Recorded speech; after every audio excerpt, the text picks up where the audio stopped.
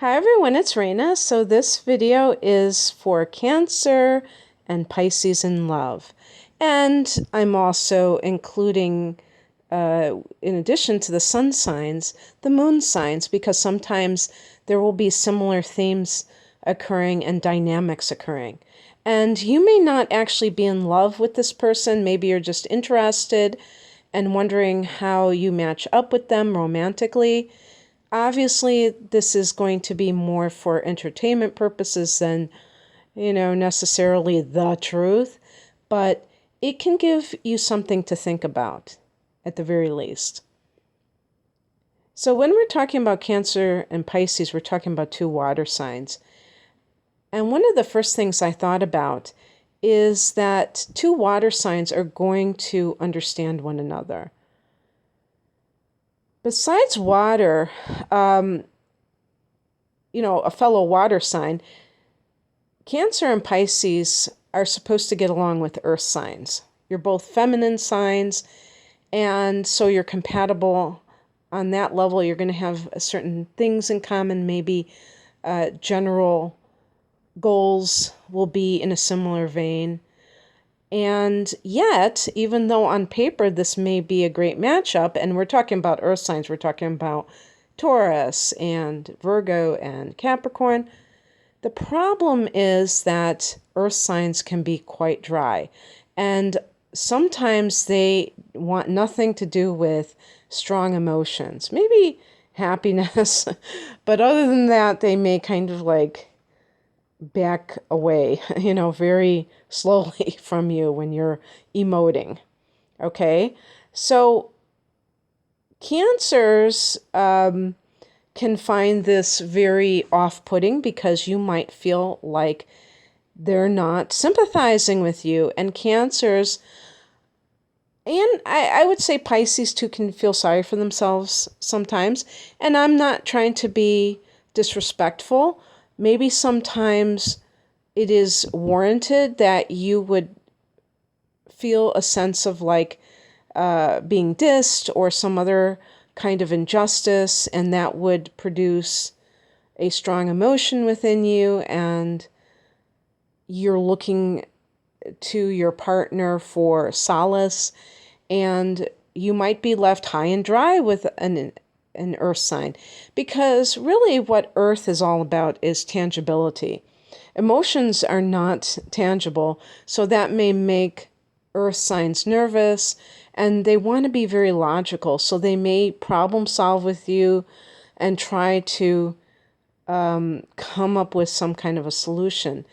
And this can be the classic dynamic of the water sign person feeling unheard because they don't necessarily want a solution. They may want to vent. They may want somebody who gets them.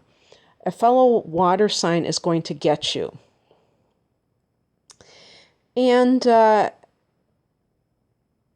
this can be great because you have somebody who is going to be sensitive to you, who's going to be kind to you. And this is the hope, is that it's going to turn out that way, because I'll get to this other, the flip side of this in a minute, but it's not all unicorns and lollipops necessarily when you talk about someone who's a fellow water sign. But hopefully that this could possibly be what goes on. Two water signs like Cancer and Pisces will be domestic. So that means that because they're feminine, they have a tendency to be homebodies, love that home environment, love family life, and you won't have to coerce them into it. They will go willingly. So maybe loving having children, and I'm not, bashing other signs. It's not that other signs don't have children, but it's kind of like more where they may be waiting longer to have them, feeling like it's going to be a great sacrifice. This is something that both Cancer and Pisces individuals will sign up for willingly. And so maybe if you're on the younger end of the spectrum and you want to be a young parent, this can be the kind of person who is gung-ho about that, and you won't have to wait until you're 35. On the other hand, if you're like retired, you might find that this counterpart is really loving having grandchildren. And some people who have already had a family don't necessarily want to become built-in babysitters. Oh, I know. I shouldn't say that because that sounds cynical. They don't necessarily want to be full-time grandparents. Let's put it that way. They finally have, raised a family. They've been there, done that, and now they want their adult time. Now maybe they've retired. They have. I just said retired, so they don't have that commitment either. So they feel completely free. Doesn't mean that they're not going to see their grandkids, but they're just wanting to have a little bit of, their own freedom to do whatever they want to do. And so that can be very happy for you to have somebody who's on the same page like this. And in a similar vein, when I talk about being on the same page, even your basic makeup, I think that both of these signs, Cancer and Pisces, are traditional signs, especially if you're over the age of 40 and involved in heterosexual, male-female relationships. The gender roles, you're going to be okay with observing them. You're not going to necessarily be resentful if the man is a certain way and the female is a certain way. I'm specifying this type of relationship because I'm talking about traditional roles. I can't comment on same-sex relationships because I'm not in one, and it doesn't really follow my line of thinking with this particular issue. So, not to say that there aren't, Cancers or Pisces who are feminists or, male or female feminists or, alpha males. What's that? I haven't heard much about that movement, men going their own way. Oh, but these kinds of things, there can be those outliers, but I think in general, Cancers and Pisceans are very comfortable with old-fashioned values, or whatever you want to call them, roles in life. And that may be another thing that they have in common that they can't always find these days. So, and even younger people with these signs that are interested in one another, you may have found the unicorn that is willing to, do things the old-fashioned way. And what else? And that, this is an interesting thing. That could include marriage, now that I think about it. Because I don't know what the statistics are, but I know that people are getting married later for the first time, maybe around the age of 30, and having children later. And sometimes, I don't know if getting married is really on the decline, or what the statistics are. I do know that women, and this even goes back, this might go back 20 years, because I can't believe I was working in a school district that long ago. Boy, does time go fast. That's kind of scary, actually. But even back then, I think I started about 18 years ago.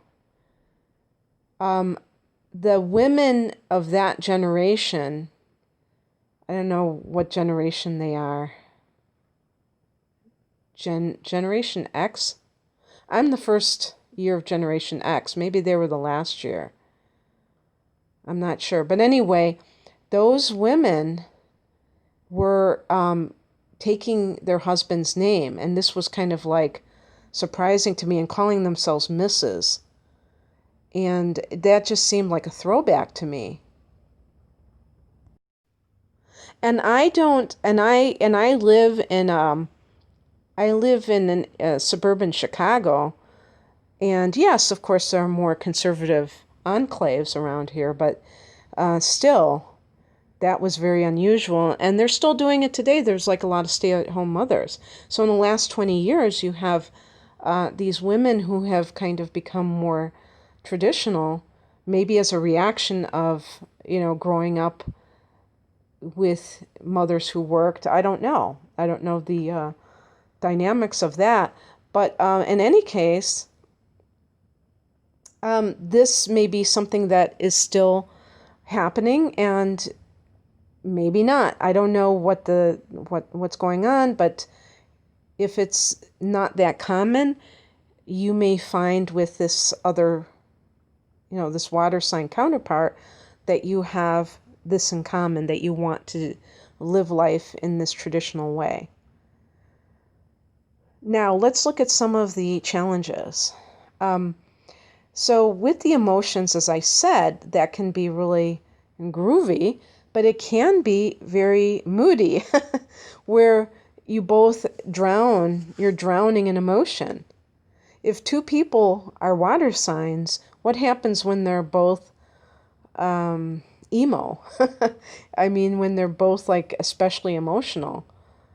It's like they may be competing for, hey, I want you to, give me that attention because I'm, emoing out here.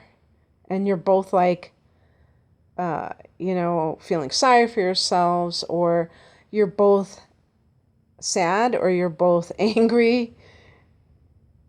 You might be both sentimental or maudlin, which is kind of the excessive sentimentality. And that can be kind of funky too, because it can be, I can be maudlin, sentimental sometimes myself, and I have Moon in Virgo. And it's kind of a weird feeling because you're so nostalgic that it's kind of like enjoying being sad. No, but it's not really sad. It's kind of happy sad. You know what I mean? I don't know. It's kind of a weird feeling. But in any case, you can drown in emotion. And I immediately was thinking of that movie, Who's Afraid of Virginia Woolf? And that came out a long time ago. That came out like in 1966. And it's with, what's her face? Elizabeth Taylor and Richard Burton. And I think neither one of them are still alive. So, but anyway, it's funny because while they're not these exact combinations, they're both water signs. She was Pisces and he was a Scorpio. And there was a play with the same name. And it's like what we call pathos, where it's like the shadow emotions just coming out. This married couple who just has all this venom inside for one another. And it's like fascinating, to hear that kind of dialogue, because it's like they start just going after each other. And that's kind of what can happen with this combination, because if there are unresolved issues that may not have anything to do with the other party, but just with the individual in general, they may take it out on that person because that is or project it, onto the other person. And the other person is also a water sign, so they're going to then get more emotional and give it right back. So it could be where the emotions end up drowning these people. Now, in terms of personality challenges or behavioral challenges, Cancer may find that Pisces is unreliable. Now, obviously, I'm going to be talking about Pisces people who have that tendency. Cancer individuals tend to be, almost like their opposite sign, Capricorn, young when they are old when they are young. You may, if you're a Cancer, you may have been the kid who was very responsible at a young age. You were into saving money at a young age, more mature, maybe taking care of siblings, and just very serious in life, even as a child. And the Pisces individual is not as practical as the Cancer, is more imaginative. I mean, they're both going to be imaginative because they're water signs, but Pisces is ruled by Neptune. So they're coming from a totally different place. Cancer rules the 4th house of home and family. Pisces rules the 12th house of, other lifetimes, karma, other lifetimes, the spiritual dimensions, not practical. And so this can drive Cancer up a wall if the Pisces person is really showcasing those kinds of traits that are not really practical. The Cancer person can feel that the Pisces is the child in the relationship, that they're not fully grown up, even if they are middle-aged, and this can be, this can make the Cancer person feel that it's a parent-child relationship, and they don't feel like they're safe if that's the case, because, unless they're the kind of person who wants to control their partner and they want somebody who's kind of helpless. But that's not really a balanced quality with the Cancer individual either. So it would be one of those deals where both people are having their own dysfunction. But if the Cancer person is like a balanced individual, they may be like kind of mad that the Pisces person is unreliable. Pisces is slippery. Okay, think about holding a fish. It wriggles out of your hand. So Pisces is a mutable water sign. So mutable signs can morph into other things. They like variety. They can change. They can, Pisces symbol are two fish swimming in opposite directions. So Pisces doesn't necessarily want the same things from day to day. In that instance, I think they are a lot like Gemini, the air counterpart for the mutable signs. And Cancer may find that an unreliable quality. Pisces may find Cancers to be too clingy. Because of that slippery quality of Pisces, they may want room to roam. And this may simply be because they rule the 12th house. They may need that alone time.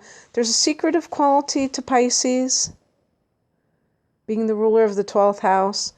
And so how this can play out is that Cancer becomes very controlling because they want to know that the Pisces person can be reached by phone, can be is going to show up when they say they're going to show up, and if they don't, that's just going to trigger the Cancer person even more because Cancer is looking for that security. And in a similar vein, when I'm talking about being irresponsible, Pisces might be irresponsible, and this may be, instability with that sense of maybe being unreliable. Again, this is not going to be every Pisces, but the ones that are challenged in some way, whether it's through addiction, which is a Neptunian trait, or just a tendency to be impractical, and therefore, and I think that's unfair, because a lot of Pisces people may have a very otherworldly, sensitive type of demeanor that is different from Cancer. I mean, both of them are sensitive, but Pisces is going to be like, especially otherworldly. They may have had an even rougher upbringing than Cancer, so there might be unresolved trauma that is more pronounced, and so they may have escapist tendencies and be afraid of authority figures, or not want to do work that is seen as rather, mundane, because they are very idealistic and they love the imagination. That sense of like wanting, being idealistic and wanting that kind of transcendent experience, which this is why the addiction comes in, because sometimes people become hooked on transcendent experiences. So that can show up as, wanting, that's why if somebody gets addicted to drugs, or, is, drunk all the time, they just want to escape from the harshness of the world, or they want these amazing sensations, experiences that the everyday life doesn't necessarily always give us. So that can be exasperating to Cancer, who is looking for, kind of this more orderly life. I was going to use the word grounded, but, I don't know if that's appropriate, but because Cancer rules the home and family sector, there is that sense of the down-to-earth type of day-to-day life that is different from the 12th house. So anyway, just some things to think about. And I hope that you enjoyed this. If you'd like a personal reading, please do check me out at rainamoonastrology.com. The link is below. Take care. Bye.